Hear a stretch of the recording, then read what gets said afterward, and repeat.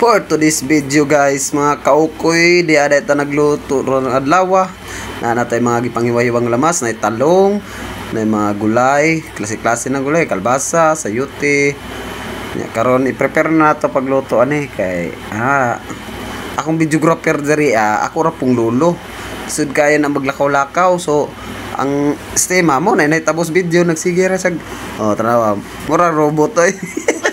So pasensya na ninyo guys nang yang ang among video kay unsa man ako ra man taon lolo mo na imong support ng pag video I mean no bulol na tayo tas ayan lumabas siya so ayan muntika na nga yung madapa ayan.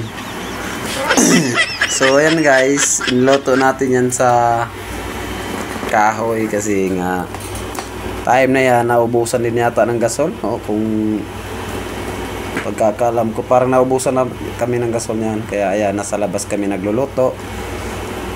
So ayan nahirapan pa ako niyan gawa ng yung gamit na kahoy nauulanan yan kaya tamang talaga tamang tiyaga tingnan mo yung apoy.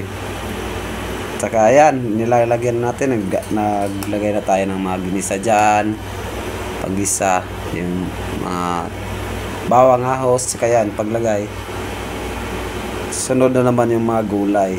So ayan nakukoy.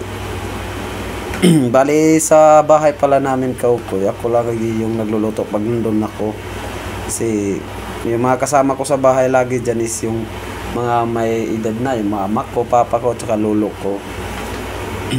Kaya hirap talaga pag pag iasa mo pa sa kanila yung pagluluto. Ayun. Sa ngayon wala na ako doon. Nag-ibang lugar ako kasi siyempre may kailangan din tayo sa buhay. Kailangan natin ng pera. Kaya tulog kayod tayo. So ayan. So mabalik tayo sa video. So ayan, naglagay na ako ng talong. Tinalo-halo ko na yan. So habang inalo-halo ko dyan, yung meron yata akong nilagay na sa pangsahog dyan sahog. Meron yata yung yan. Basta kay meron akong ginawang pangsahog dyan.